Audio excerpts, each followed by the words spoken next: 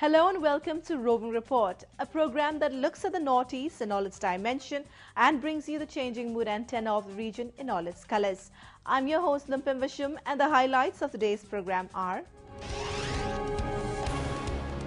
Hindi catches the fancy of people in Arunachal Pradesh.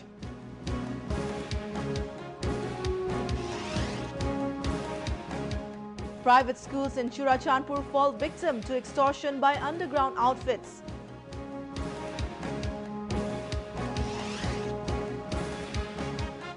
Commonwealth Games medalists felicitated.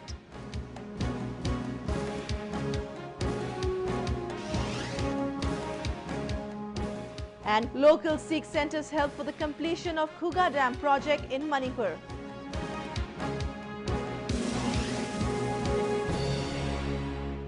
Post-Sino-Indian War in 1962, the tribal people in Arunachal Pradesh fell in love with Hindi.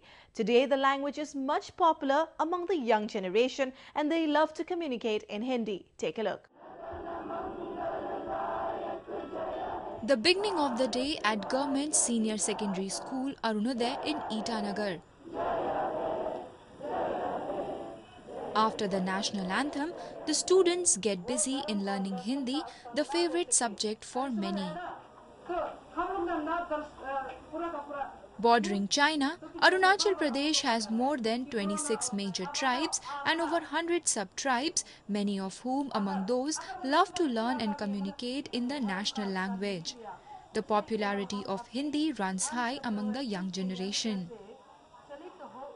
Hindi हमारा राष्ट्रीय भाषा है और हम बचपन से यहाँ हिंदी ही बोलते हैं, बल्कि अपने भाषा को अपने लोकल लैंग्वेज को बोलने के लिए थोड़ा तकलीफ होता है।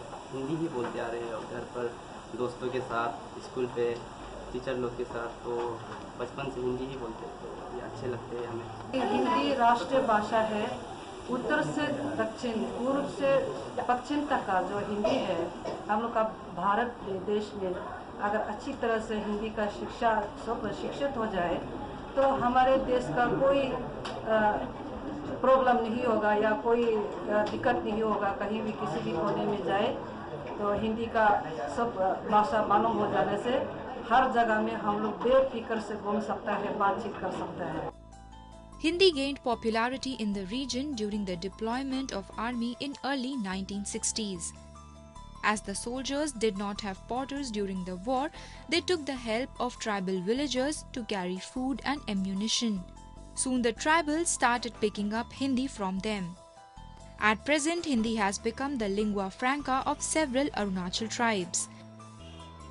From the 70s onwards, we see actually conscious policies, for example, in terms of scholarships, in terms of awards, in terms of introducing the subject at the level of schools and colleges and so on. So from the 1970s, we can usually trace this conscious policy of promoting the language as part of larger national integration programs. And it needs certain time for certain language programs to take to have an effect. And so it needs a certain generation actually. And we see that the result, say by the late 80s or 1990s, we can see what happens when a whole generation of young people's children and so on, when they grow up with the language, the impact of that. And we can see that today, Arunachal, among the northeastern states, Arunachal is one state where people are rather fluent in use of Hindi. Arunachal is the only state outside the country's Hindi heartland to use the language in the assembly. The debates in the state assembly take place in Hindi. Indeed, the language has become a binding force for the different tribes.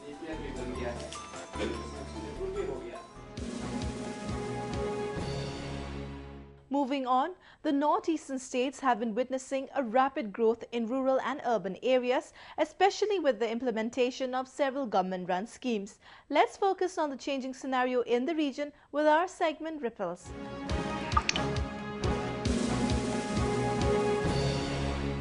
Next, we take you to Lichu Bagan village in Tripura, where a group of artisans from Ethiopia are undergoing a 2 weeks long bamboo training along with local tribal youth.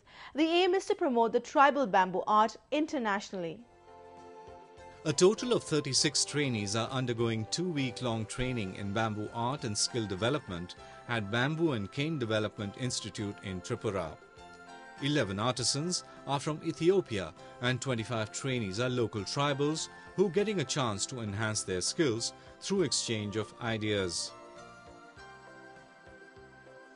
The training program is being organized by the Development Commissioner Handicraft under Ministry of Textiles as a part of the African Indian Forum for Capacity Building Training Program. Presently we have a African country, Ethiopia is there. In the month of September we have a train. Last year in the month of September Zimbabwe team came here.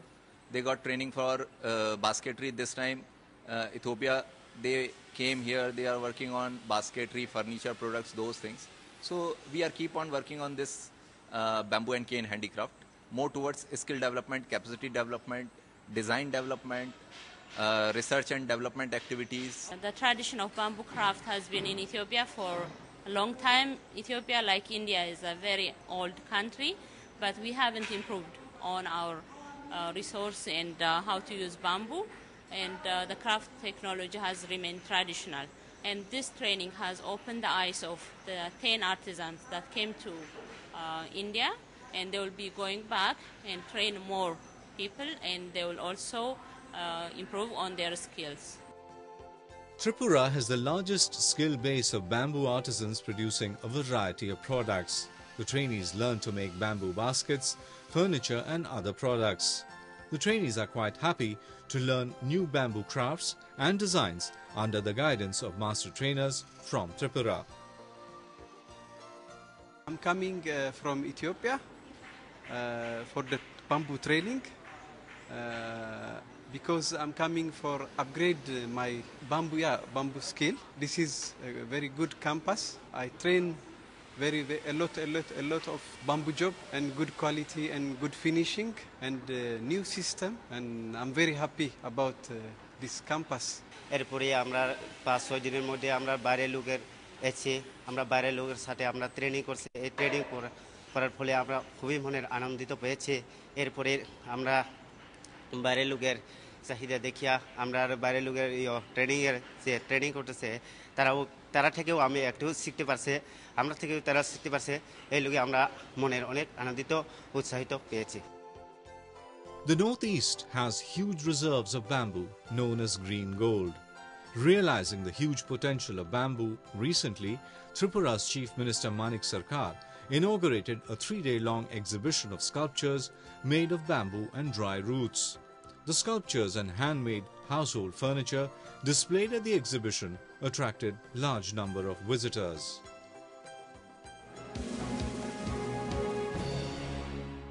Private schools in Churachandpur district of Manipur continue to fall victim to monetary demands by underground outfits. The schools have recently resumed classes after 4 days of shutdown to protest against extortion by a cookie outfit. We have a report. The military council faction of the United Cookie Liberation Army has allegedly threatened and demanded money from private schools based in Churachandpur district of Manipur. As a result, the Churachandpur District Private Schools Association decided to shut down all 52 schools from August 8 to raise their protest against monetary demands and threats imposed by the outfit. It has affected schools and students very much. Schools, by nature and by design, we are supposed to be imparting education. And when this kind of disturbance or interfering or making undue demands on schools is there from outfits and organizations, sometimes it enables us to do that service and serve our purpose, and which is at this service to the children community who are the future pillars of our nation. Though the schools reopened after 4 days of shutdown, the students, teachers and parents appealed to the militant outfits to spare educational institutions. They want education to be a disturbance-free zone. Closing school had affected us badly. We pray that antisocial elements will not disturb our school and declare school as a free zone, because this is a place where we learn, play and have fun. Several militant groups are based in Churachandpur district which shares its borders with Myanmar. A majority of the groups have suspension of operations agreement with the centre, and the state government and their cadres stay in designated camps. However, some militant groups, which are outside the suspension of operations agreement, are operating in the district and create disturbances.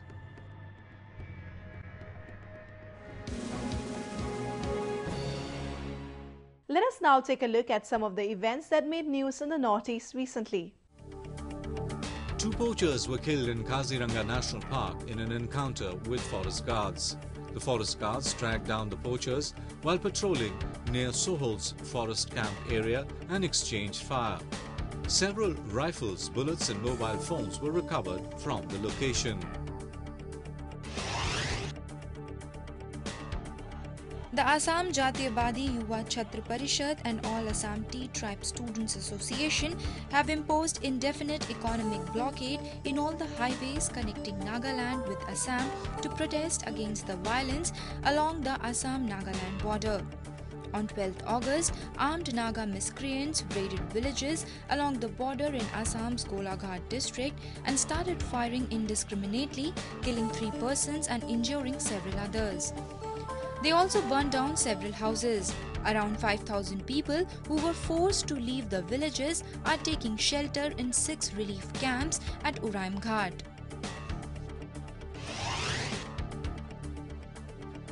Bomb disposal squad of CRPF defused a powerful IED near a field in Nagaon district of Assam. Patrolling police team found the IED weighing over 1.5 kg in a tiffin box at Nij Dimu village under Bebejia police station. The police also spotted 2 youths suspected to be militants near the field, but they escaped under the cover of darkness.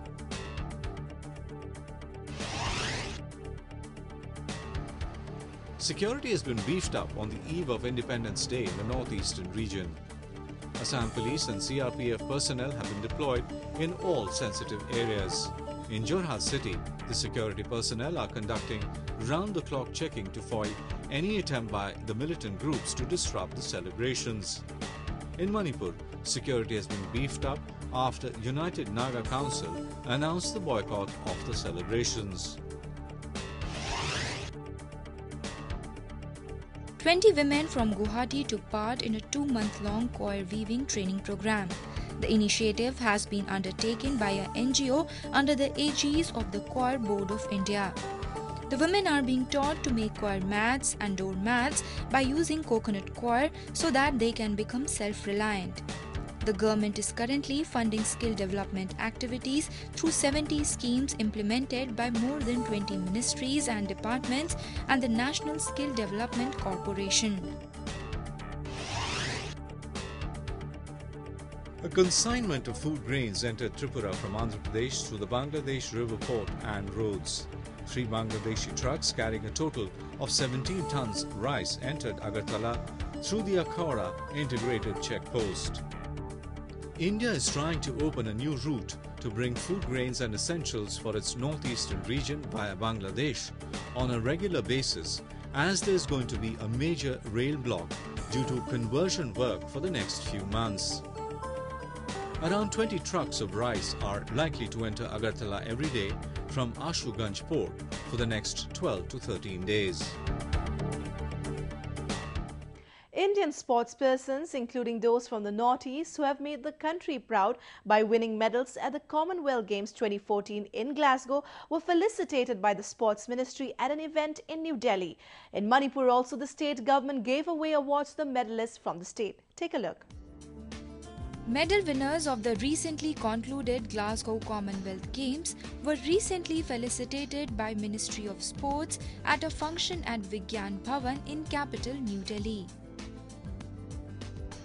Union Sports Minister Sarbanand Sonowal, Union Minister of State for Home Kiran Rijju and former cricketer Sachin Tendulkar handed over the memento and prize money to the award-winning players. India finished at the 5th position by winning 64 medals. Whether you are a gymnast or a spinster, or a boxer or a wrestler, whatever you may be, think of it, dream of it, and live on it. You should, every inch of you should be full of your chosen discipline. And never rest till you achieve success. If you follow this, I am confident that all the silver medalists will become gold medalists and all the bronze medalists will become silver medalists. Just imagine if this happens, we will be the top sporting power in the world. This is what I want you to achieve. The Manipur government also felicitated the Commonwealth Games participants from the state in a function at Khuman Lampak Sports Complex in Imphal. While weightlifting, gold medalist Sanjita Khumukcham received 15 lakh rupees, bronze medal winner in judo Kalpana Thodam received 8 lakh rupees. 6 silver medalists Mirabai Saikhom Chanu in weightlifting, Sushila Likmabam in judo, Sarita Lashram and Devendro Lashram in boxing, and Kangu Jam Chinglen Sana and Kothar Jeet Kadangbam in hockey received 10 lakh rupees each. The other players who had participated at the games were also given 2 lakh rupees each as a token of encouragement. आगे आने वाला जो Asian games है, खास करके Olympic 2016 लियो Olympic है, उसके लिए मैं अच्छा प्रिपरेशन करूंगी और मेरा जो major Asian championship, world championship वगैरह में काफ़ी मेडल ले चुके हैं अपना देश के। मैं ओलंपिक में एक बार मेडल लेना चाहती हूँ, उसके लिए मैं पूरा जी जान लगा के ट्रेनिंग करूंगी। गवर्नमेंटना सुमाने मयाम पुनः रिसेप्शन तौबिबसे अखोय याम नुंगाइजै आइगिसो अहम कॉमनवेल्थ गेम्स मेडल लौजरकपनिना आतुकी मतिक नुंगाइ पोक्सरि आइगी मोतदी मोगी दमक्ता लैनबा हॉस्टेल अमा लिंखटपिरगा लमलाप मयामसिगी दमक्ता लिंखटपिरगा मोइबु थंबिरगा खुदोंग साबदो दुगुंबदा पिहानिगी। 9 players from the Northeast have brought laurels for the country by winning medals at the event. There is much scope for development of sports in the region that is acknowledged as a sporting powerhouse.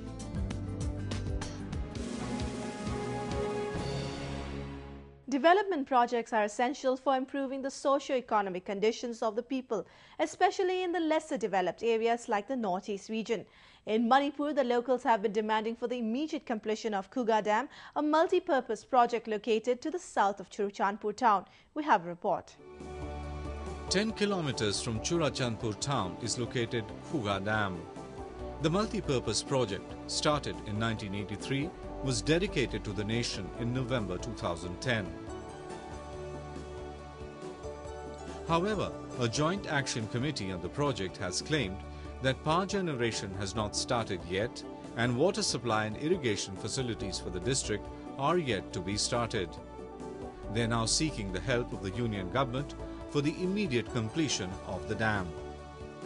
Once it starts functioning properly, the dam will be of much benefit to the people of Manipur by providing regular power supply, irrigation and drinking water facilities, as well as development of the tourism industry. Loibirega tourism se phajana simbirega di logi khakta nateba Churachandpur district ta prajan mayam sina kanaba se yamna hena phangedobani adu government sina Khuga Dam se phajana ningsingbirega thuna loibiro haibase akhoi je sina apamba sini atai di dam da di kai to thone yaw de kenen sida sida su kai re ada su dam he makhong manak ta su kai do gi leba khai silip chat kharaga kenen gi mapan khitang duna nga ga lairi masi kai gi drive su koi nung sathi si hom sida natana madu kai gi batare de koi kum si gi lau sing koi hona jari bisi pura ari ma ta do re na koi department gi hom da su koi na eso sing da su kauraga masi ang tiang sin bio thu ma tan tiang sin bio na eso sing sa ja re adu moina. The JAC was recently in the capital New Delhi, where they met several leaders and submitted petitions demanding for an expert committee to look into the execution of the project. It has also requested Prime Minister Narendra Modi to send a team for on-spot verification. In response to the complaints, the Water Resource Ministry has asked the concerned departments to report on the status of the project. Once this Khuga Dam is completed, irrigation problem will be solved, and throughout the year we can have cultivation. And if electric power is completed, there will not be power problem at all. And if power is restored in this Khuga Dam, will be having continuous power in Churachandpur district, and there will be development. We can have a small industry in Churachandpur town also. Infrastructure and development projects in the Northeast region are one of the topmost priorities of the centre, as they are necessary to promote all-round growth.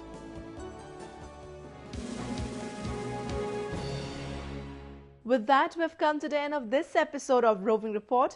Do connect with us through our Facebook page and follow us on Twitter at AnyIndia_ANI. You can also subscribe to our YouTube channel to get latest news updates from the Northeast. I'm your host Limpim, signing off with some images of Cleanliness Drive program organized by Northeast Student Society, Delhi University. Goodbye and see you next week.